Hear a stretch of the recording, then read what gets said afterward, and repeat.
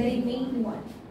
So when we say the remained one, you may think, ano kaya ibig sabihin ng remained one? It's such a difficult parang word. Pero when you think about this remained one is me. Hindi ibang tao. Sino po ba yung mga pinili po ng Diyos? Sino po ba yung tinawag at tinira po ng Diyos? They are children of God.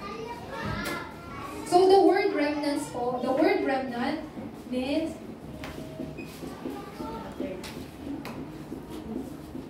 the scattered ones. Pag sinabi po natin mga scattered ones, yung mga pinakalat po. So just give me an example po. Yung time po na si Deacon Stephen po, nagkaroon po ng persecution. And through his persecution po, marami pong mga Jewish people ang nag-scattered. Kasi they have this very wrong ideology na sila lang yung country na pinili ng Diyos. Yung ibang tao walang karapatan to receive salvation. Pero according po sa Bible, we all receive salvation because it is the gift of God. It is the grace of God po. But these Jewish people po, they have this wrong ideology na sila lang yung pinili ng Diyos. Walang karapatan yung ibang tao to receive the gospel. Binigay sa kanila ng Diyos yung covenant, even yung mission, pero they keep on shutting their mouth po at hindi po pinapangaral yung gospel. So what happened po? God allowed persecution po sa pamamagitan po ni Deacon Stephen. So nung nagkaroon po ng persecution, kasi that time, si Pablo po, hindi pa po siya Pablo, Saul pa siya. Sa pamamagitan po ni Saul, ano po ba to? Ipapapatay lahat ng mga Christians. So, walang magawa po yung mga Jewish people kundi mag-scatter. So, they went to different places po and they preached this gospel kasi they had no choice po eh. So, ganun din po tayo. We are scattered one. What else po? Alam niyo po yung salitang sojourner? Sojourner po means temporary na nag-i-stay po sa isang lugar. We are all sojourner po ng mundo po natin. We don't belong in this world po. Why? We belong to God's kingdom po. Lahat po tayo, lahat po ng anak ng Diyos, we belong to God's kingdom. Therefore po, kapag yung lifetime po natin dito sa lupa ay tapos na, lahat po tayo ay mapupunta po sa langit. So para lang po tayong mga temporary visitor dito po sa mundo. But then, as a temporary visitor po, as a temporary guest ng mundo, God has given us the mission po. Kaya sino daw po ang mga remnants? They are remaining ones. But before anything else po, our remnants,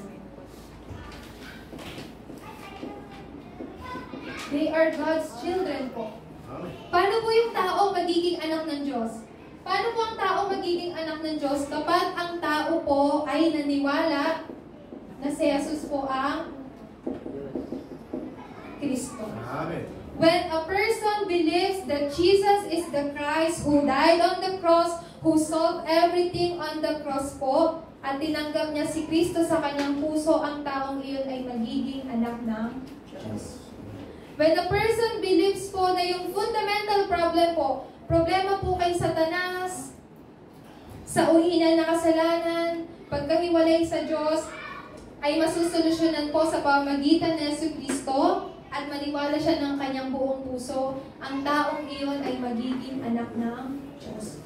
So, all children of God po ay tinatawag po ng mga remnants. So, therefore po, ang mga remnants po, tayo po, those who hold on to these three things po, meron pong tatlong bagay na dapat po nating malaman. Tanging mabuting balita. What is this only gospel po? Alam po natin, tanging mabuting balita, hindi lang si Jesus, pero si Jesus po ang Kristo.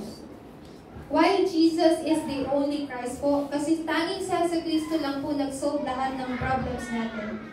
Wala pong ibang solution maliban lamang po kay Kristo. There is no other name that God has given us po. Only the name of Jesus Christ. Therefore, this is only the gospel po. So the remnant who hold on to this only gospel, alam niyo po kung ano yung first na magre-restore? Alalahanin po natin ito mabuti. Not just the economy, but economy of life. When we say economy, sa madali pong salita, financial. Alam ko po na lahat po tayo may kakulangan when it comes to financial. Pero just remember this po, ang mga remnants who really hold on to this only gospel po, the restoration of economy of life po, ay magsisimula sa buhay. Pangalawa po, ang remnant po na pinapanghawakan lang po yung only evangelism, ano po yung mare-restore? God will restore the economy of mission. Alam niyo po bakit yung mga Israelita hanggang ngayon, katulad po natin, they are also children of God po. They are chosen people po. But do you know what happened? Alam niyo po yung dahilan bakit for 400 years naging alipin po sila ng Egypt, 70 years naging captive po sila ng Babylon, 250 years wala po silang bansa. Do you know what's the reason po? They are chosen people po. Sa madali pong salita, they are children of God, but they lost all the covenant po. Ibig sabihin po nito, they lost the mission. So tayo po, when we hold on to only evangelism po, hindi lang ako tinawag ng Diyos bilang isang remnant. Tinawag rin ako ng Diyos para ma-evangelize ko yung aking pamilya, yung aking kamag-anak. When we hold on to this only evangelism po, that's where God will restore yung economy of mission. Pangatlo po, ang mga humahawak po sa nadataning misyon, alam niyo po ang i-restore ng Diyos? The economy of remnant. Para po sa mga remnant. Let me ask you po, of course, kung wala po tayong pera, how can we raise our children po? Di po ba? Of course, not just money po. Kailangan po natin ng efforts to raise them. We need knowledge po para i-raise yung mga remnants po natin. Pero those who hold on to this only mission po, ipagkakaloob po ng Panginoon po yung ekonomiya para sa mga remnants. Sa ngayon po, kahit maliit lang po yung simbahan po natin, pero God has given us the blessing of the remnant. Amen po ba? Amen. Our church is very small po. Pero God has given our church the blessing of the remnant. Amen po? That's the greatest blessing po. That's the greatest blessing. Kaya po, para po sa ating main, ano po ba yung enjoyment po? What is our enjoyment as the remain one? Importanteng key point po dito is enjoyment. Alam niyo po yung salitang enjoyment, meron kang kasiyahan. You have joyfulness po. Meron kang time to enjoy. Una po sa lahat, our enjoyment bilang isang mga remain one, sabi po rito, those who restore the gospel. Itong mga remain one po, they are the one who restore the gospel. Sila po yung mga nagpapanumbalik ng gospel. Ang sarap pong i-explain yung mga Israelita kasi yung mga Israelita, yung mga Jewish people po, mga makukulit sila eh. Parang tayo po. May matitigas po yung ulo, ganyan. Pero just look at here po. Yung gospel po, they lost the gospel. Pero, God allowed to restore it. Sa pamagitan po nino, ng 7 remnants. Sino po yung kilala ng 7 remnants? Just like Joseph. Si Samuel. Di po ba? Si Jonah. Si David. Di po ba? So, these 7 remnants po, alam niyo po, in their age po, yung gospel po, hindi po napipreach. Pero, in every age po ng disaster, God always raised one remnant po. And they are the remaining. So, sabi po dito sa Roma 8:30, Ephesians 1:3-5, ano pong nakasaad po dito? Mga pinili po ng Diyos bago pa niya likhain itong mundo. Biruin po ninyo, si Deacon Jose, you are already 83. Pero just think about this. Deacon Jose is already 83 years old po. Pero God already knew him before the creation of this world. Amen. Can you understand that po? Amen. With our own knowledge, we cannot understand it. Pero it's God's absolute sovereignty. Yes.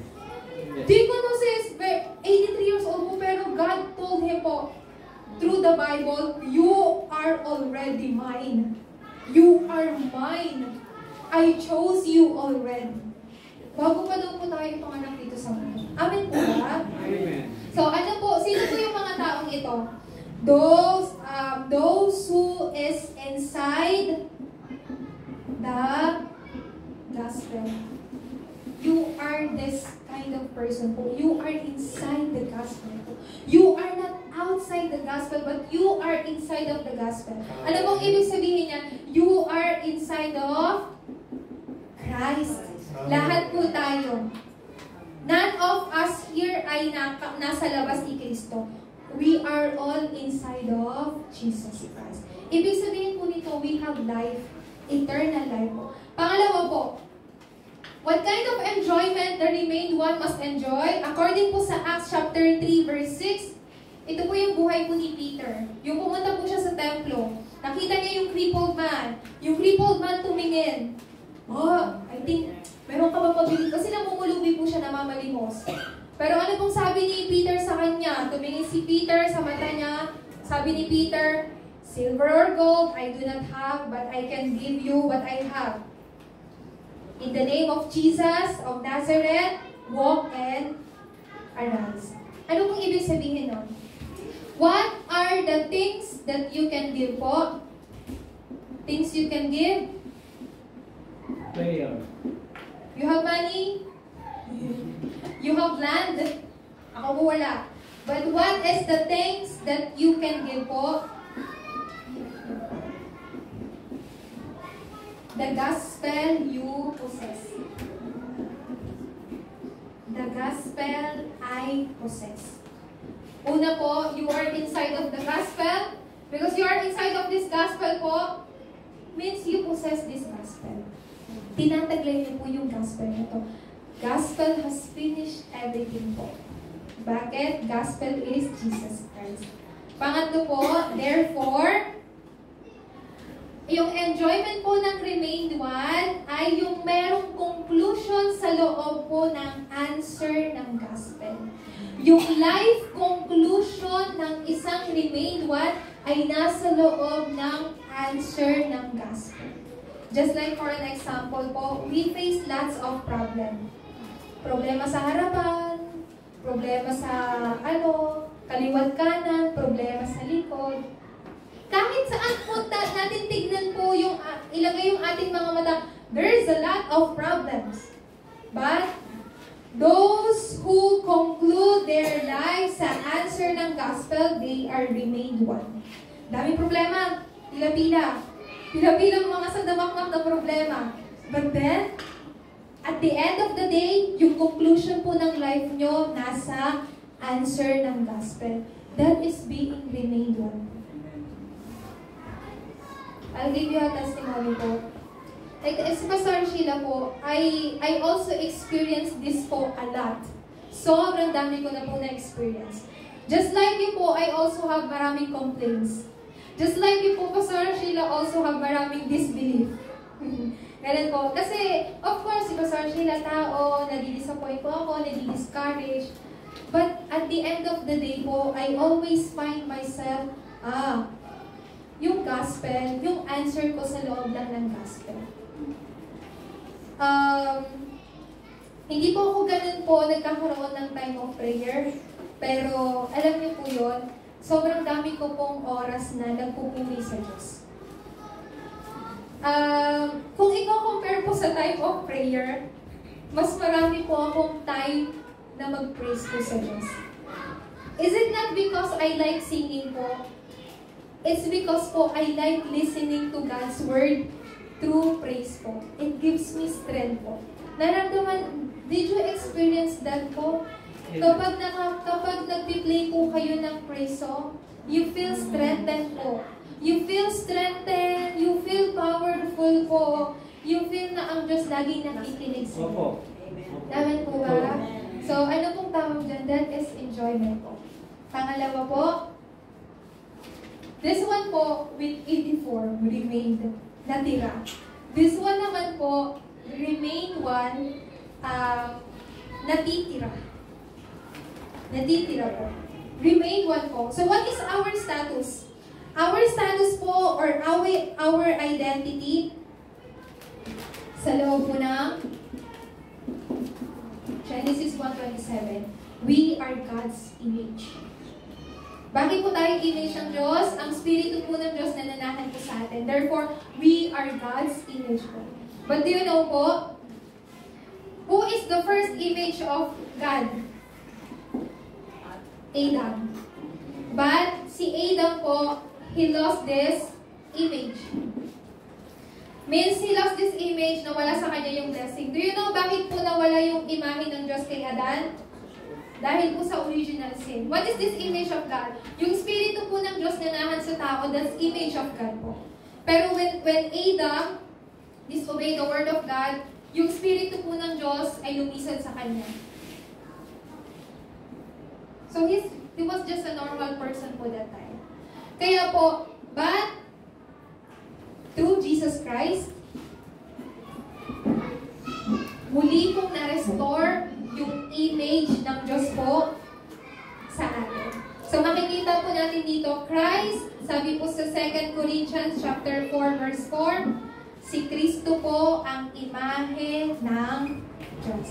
He is the image of God. At ibinigyan rin po tayo ng Diyos ng authority. What kind of authority po? Sabi po sa Genesis 1:28, when God created mankind, ano pong sabi niya sa 28? Kayo yung mamumuno sa lahat ng nilikha ko. You will rule over the creatures po, the creations na nilikha ng Diyos. God has given us this authority po. Ano pong klaseng kapangyarihan? The power to conquer of everything. But do you know what, ano po yung status na po ng mundo natin? Ako po, si Pastor Sheila po, I also love animals. Really po, I love dogs. Tawag po nito, yung missionary po natin, I always ask them, sabi, can I take care of dogs? Ano? I love dogs. Kasi po, di po ba sa church ako nakatira dito po ako. Kapag nilagay mo yan, when you put dog here, magkano ng dog smell? Pero I really love dogs po. I don't hate animals po. Why? Because they are God's creature po. Pero yung mga animals po, they don't have image of God. So, tayo po mga anak ng Diyos, we are conqueror po. Sabi po na Diyos sa verse 28, you rule over my creatures. All the animals on the land, on the sea, on the air, lahat I give you the authority to rule over them. But do you know po, I mean, hindi lang po sa Korea, dito din po sa Philippines, it's really a mental problem po. I'm really sorry po, pero those who really love animals po, hindi na po sila nag-aanak. They don't plan to have children po. Why? They consider these animals as their children. Oh, come to mama. Oh, my baby. Like that po. Is it something normal po? No. 100% po. Why? God told us po, I give you the power to conquer over all the creatures. But then, this creature, tayo na po yung nirurule over. Tayo na po yung nirurule over po. Kaya po, do not lose this power of conquering the, creation po ng Diyos. So, ano po yung covenant of truth na ibinigay po sa atin ng Diyos? This is our journey po. Those who remain one, kung nakalagay po dito, yung remain one, mga natira, ito naman po, yung mga natitira po, they are the one who restore the power of the gospel. There is 100% power in the gospel. Bakit po ulit? Kasi ang gospel po ay si Jesus Christ. So when you use this gospel po, means you are utilizing your power. So our journey, sabi po dito, Mateo chapter 28 verse 18 to 20, before Jesus went up, hindi po pala yun. Nung tinawag po ni Jesus po ang kanyang pong mga disipulo, ano pong sinabi niya po sa kanyang mga disipulo? Sabi niya po, pumunta kayo sa lahat ng bansa, ipangaral niyo ang aking salita. Di po ba? Bautismuhan niyo sila sa ngalan ng Ama, ng Anak, at makakasama niyo ako hanggang sa katapusan ng sanlibutan. Ano po ito? 2, 3, 7, evangelization. Sabi rin naman po sa Mark 16, 15, 18 po, ito rin po, tinawag po ni Jesus yung kanyang mga disciples po dito. Ano pong reason? To be with them. Pangalawa po, para pumunta po sila sa field and to cast out demons po. Tapos po, makakasama, sabi rin po ni Jesus sa kanila, makakasama niyo ako kahit saan man kayo magpunta. At sa pamamagitan nyo, kayo ay magbibigay ng healing po. Sa John chapter 21 verse 15 to 18, ito po yung time na, ano nga po ito, si Jesucristo muli na siyang nabuhay. Nagpakita po siya kay Pedro. Nagkita po sila ni Pedro. Pedro? Yes, Peter. So, sabi po ni Jesus kay Peter, kasi 3 beses pong pinagkaila ni Peter si Jesus. Di po ba? He denied Jesus 3 times. So, para magkaroon ng healing si Peter, tinanong din siya ni Jesus 3 times. Sabi po ni Jesus, Peter, do you love me? Do you love me? Do you love me? Ano po yung 3 sagot ni Jesus? Then, feed my lamb. Take care of my lamb. Sino po yung lamb na tinatawag po dito? Remnant. Mga remnants po natin. Kaya po, ibig sabihin po nito, ito pong 237 Healing Remnant Summit. Ito po yung reason why we need 3-day weekend age. Alam niyo po itong 3-day weekend age? Friday, Saturday, Sunday. This is the reason po bakit yung Friday, Saturday, and Sunday dapat nakafocus po sa mga remnants natin. Every Saturday po, we have English class here. Kung hindi niyo po alam. We have English class here every Saturday po. Bago kami mag-English class, meron kaming Way of Salvation training. After ng English class po, nagtuturo po kami ng Korean language sa mga children. Yung mga remnant leaders po, they also have, meron din po kaming mga like Bible study po. I teach them Way of Salvation.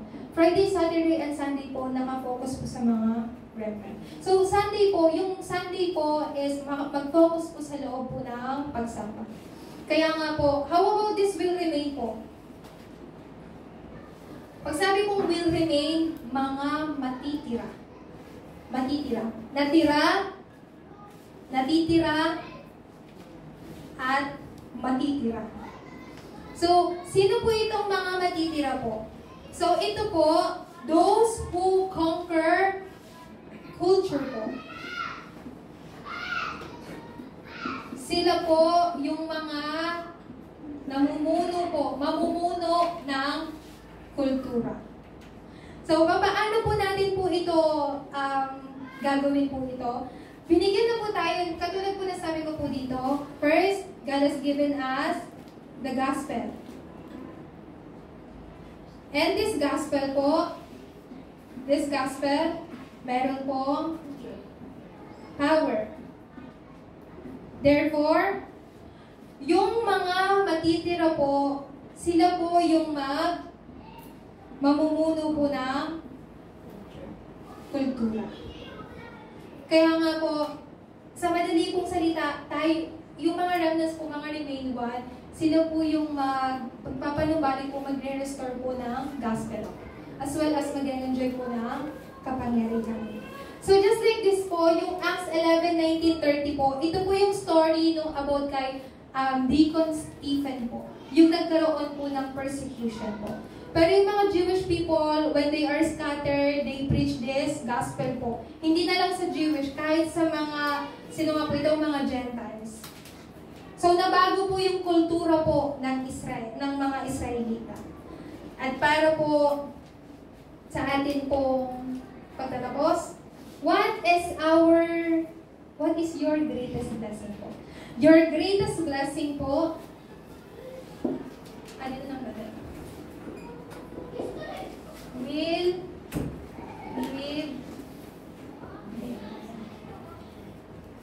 Pag sinabi pong mga will leave behind po, yung mga maiiwan. Kapag inisip po ninyo yung mga maiiwan, they are our next generation po. Kasi yung age po ng mga adults natin, konting taon na lang po, tatawagin na po tayo ng Diyos. Tama po ba? Pero yung remnants po natin, sila po yung maiiwan po dito. So, ano po yung dapat na iiwan natin sa kanila? Our greatest blessing po, sa madali pong salita, our next generation. Sila po yung pagpapala.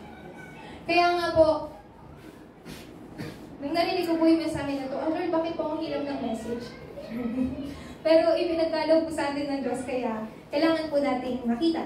At makita po yung kasagutan.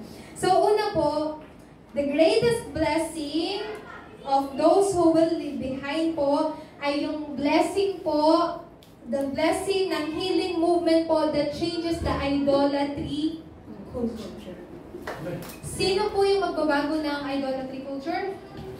Our remnants po.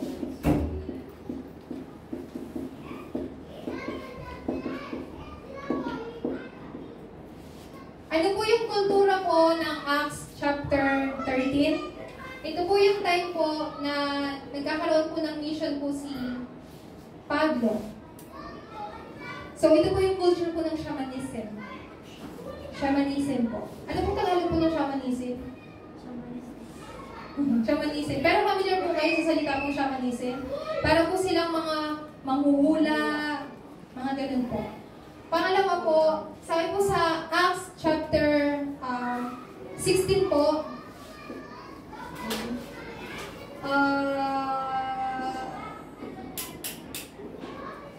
I think,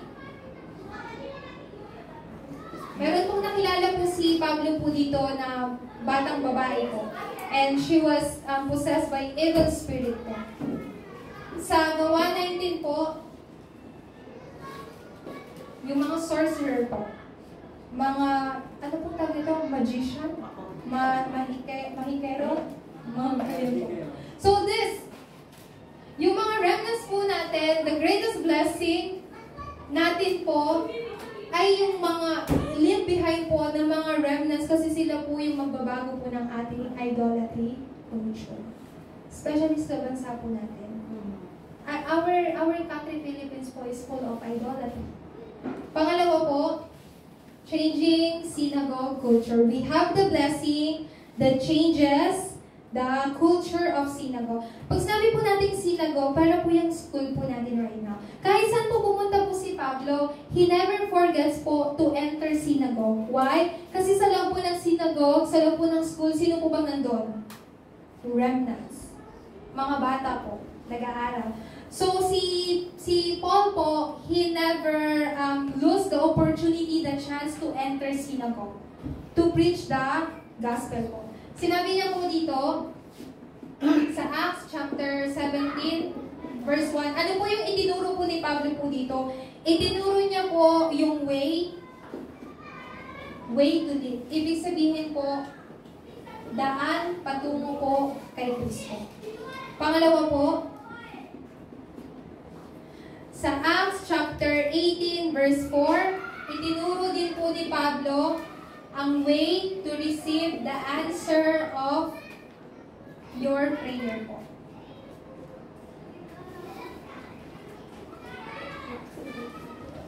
Kung tayo pong mga adult, if we don't know how to pray po, kung tayo po nahihirapan po na manalangin, yung mga remnants po din natin, they also don't know how to pray po. Kailangan po natin silang turuan. Pero this is not the time to just to receive the answer. Yung age po ng mga remnants, their age po is to experience po yung kapangyarihan ng Diyos. Their age po is not the age to receive the answer. So it's okay po. Kaya po, pangatlo, sabi po sa Acts chapter 19, verse 8, spiritual summit. Hindi lang po yung word na summit. When we say summit po, matagumpay, nasa tuktok po na posisyon. Pero when we say spiritual summit po, it's different from this world summit.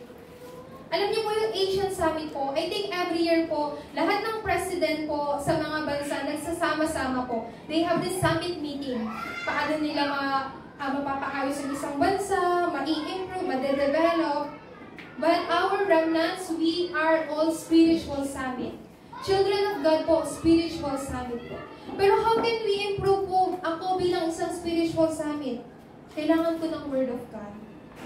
Kailangan ko ng Word of God. A spiritual summit po, merong Word of God. Ang spiritual summit po, merong time of prayer. Ang spiritual summit po, lagi pong merong meditation ng salita ng Diyos. So, yung remnants natin, we just don't teach them how to be a summit, pero spiritual summit. There is a lot of world summit po dito sa mundo, but none of them are spiritual summit. So, just think about this. When our remnants is raised po bilang isang spiritual summit, tapos naging world summit pa, gaano po pagpapala po yun? Di po ba? Yung mundo po natin maraming world summit, pero wala pong spiritual summit. Pangatlo po, changing Rome culture po. Ang ibig sabihin po nito, world evangelization. Alam niyo po, through Joseph, God did Egypt evangelization. Ilang tao po si Joseph? He is only one. Pero God used Joseph's life po to do Egypt evangelization. So this is not something impossible po. When we really hold on to God's covenant po at manalangin, tamasahin po yung pagpapala ng Diyos, all the impossible things po will become possible. Amen po ba? Kasi bakit po? Kasi anak po tayo ng Diyos. So the blessing of those who changes the Rome culture po, ibig sabihin po nito, God raises us po, itinatatag po tayo ng Diyos para ma-establish po yung partisan that blocks the disaster of this age. God is raising you po to establish His partisan to block the age of disaster.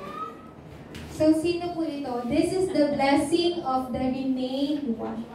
So, ano po yung binasa natin sa Isaiah chapter 6, verse 13? Sinabi po dito na, ano nga po yan? And though a tent remains in the land, it will again be laid waste.